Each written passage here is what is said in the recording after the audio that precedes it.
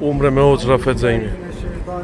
Bismillahirrahmanirrahim. Jemi para xhamisë Kuba. Alhamdulillahi rabbil alamin wassalatu wassalamu ala ashrafil anbiya wal mursalin nabiyina Muhammedin wa ala alihi wa sahbihi ajma'in. Allahun xhalla shana falendrojm, salavatet, selamet, përshëndetjet tona dërgoj Muhammed Mustafa sallallahu alaihi wasallam.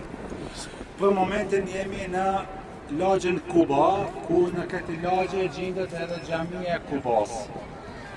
Kjo xhami ka historinë vete. Allahu xhalla shana e përmend në Kur'an, ku thot wal masjidu alladhi usisa ala taqwa, xhamia e cila është ndërtuar me devotshmëri. Kush e ka ndërtuar këtë xhami? E ka ndërtuar pejgamberi alayhi salatu wassalam me duart e veta. Pejgamberi alayhi salatu wassalam kur bën hijret nga Mekka në Medinë, e dini se 13 vjet i ban si pejgamber në Mekë, pastaj detirohet të lën Mekën të bën hijret në Medinë.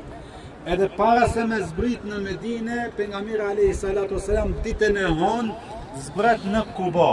Edhe në këtë vend stacionohet, qëndron disa ditë.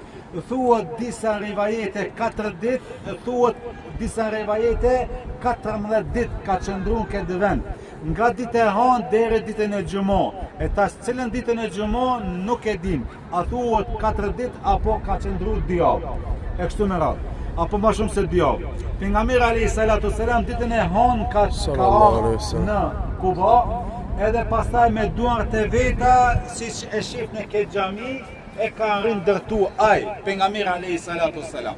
Edhe Allahu xhalla shane e përmend në Kur'an që e ka ndërtuar me devotshmëri. Edhe xhamia e parë në tokë është xhamia e Kubas. Edhe për këtë shkak pejgamberi alayhi salatu wassalam i ka dhënë shumë rëndësi kësaj xhamie. Thuhet në për hadithe çdo shtune pejgamberi alayhi salatu wassalam nga Medinja, që është 3 kilometër apo 4 nga këtu, ka ardhur në kom, në herë me deve, ka ardhur edhe i ka fol 2 recate. Edhe vlera e kësaj xhamie apo vizita ne pse e bëjmë për t'i fol 2 recate, thot pejgamberi alayhi salatu wassalam, kush i fol 2 recate, kush merr abdes në shtëpinë e tij, dhe vjen për t'i fol 2 recate në këtë xhami ku jemi ne tash, e ka sevapin sikur se me bon një umre. E ka sevapin sikur se me bon një umre. Për këtë shkak neve Allahu xhalla shanu që na ka mundsu që të vim në Medinë, e pasi ne vim në Medinë, atëherë një nga sunetet është që me ardh me vizitu këtë xhami ku pejgamberi alayhi salatu wasallam i ka dhënë shumë rëndësi kësaj xhami në jetën e vet. Çdo shtune ka ardhur me deve në kom nga Medinja, ka ardhur edhe e ka vizitu, edhe i ka fol 2 recate, edhe sikur se cekat na ka thonë se kush merr abdes dhe vjen në këtë vend, në këtë xhami i fol 2 recate, e ka sevapin sa një umre. Pastaj është një histori tjetër në këtë vend, është edhe atje, do të thonë kanë e djathtë e xhamis, është tash kështu kibla, kanë e djathtë e xhamis, është një bunar. I thojnë bunari i onazës së pejgamberit alayhi salatu wassalam. E çfarë historie ka kjo bunari i onazës? Në fakt, ky bunar ka qenë i një jahudije.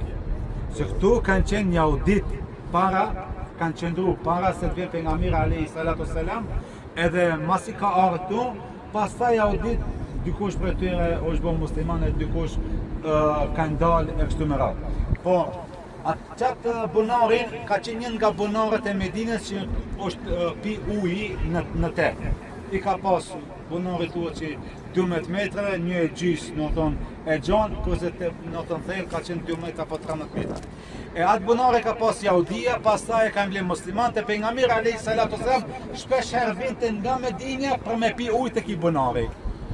Edhe pejgamberi alayhi salatu wasallam tek i bunari ka histori. Një nga historitë është që khalife mas pejgamberit kush vjen?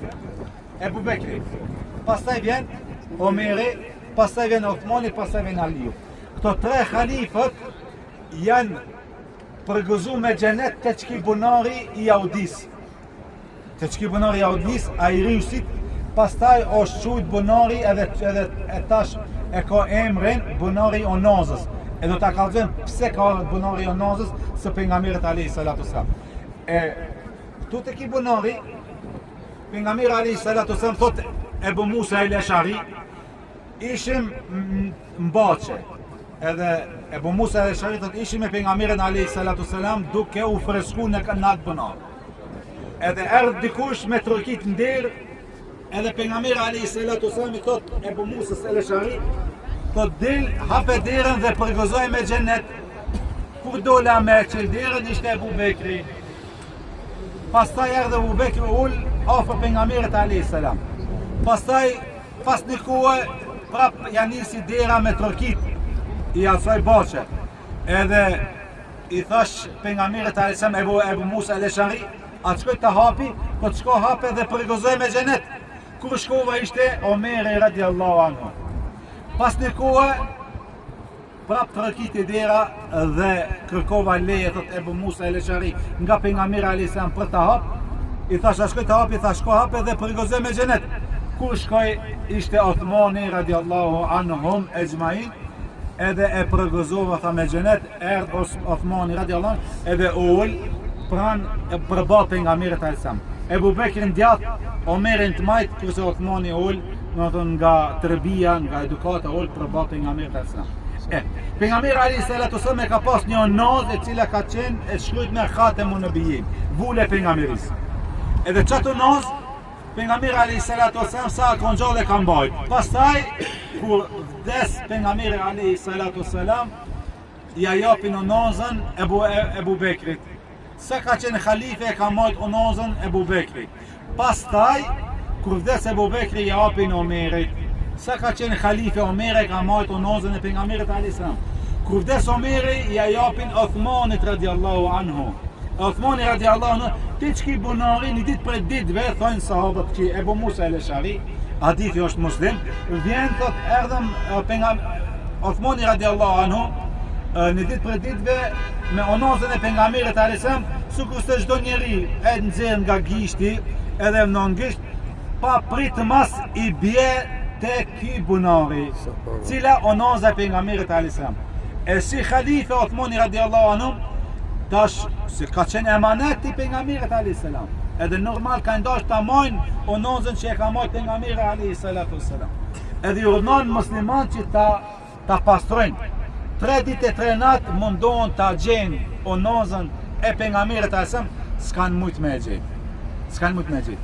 Edhe nga i momenti, nga kohën e që ka qenë khalife Othmani radiallahu anhu, edhe e ka marrë emrin bunari i onazës së pejgamberit alayhi salatu wasalam. Kjo ke pika të shkurta. Tash ne do të shkojmë gratë atje poshtë, do t'im mbrapa xhamis, se ju e dini se safat e para janë për burrat. Safi më i mirë për burrat është safi i parë. Safi më i keq i burrave është safi i fundit. Safi më i keq i grave është safi i parë. Pse se mu taku me, do të thonë safi i fundit i grave, do të thonë safi i parë i grave është safi i fundit i burrave. Kanë thonë safi më i keq i burrave është i fundit, a më i mirë është i parë. A gratë sa më në fund me kon, as më se vop.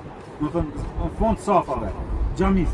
Kështu që tash këtu e keni pa edhe në xhamin e pejgamberit asam, në fund është janë ato vende ku falen gratë. Edhe këtu mbrapa do të shkojmë, gratë do të falen aty 2 rekat për xhami, për xhamin e Kubas, edhe keni aty me ujë, me pi zemzem, ato që kanë shishët, mundi me mush me zemzem, edhe pastaj vinë që këtu kena me lënë takimin, edhe pastaj kena marrë në autobus. A kuptum? Hajde bismillah. Tu keni që kitë vend, tu po. Takimi çat, tash kena me lënë takimin.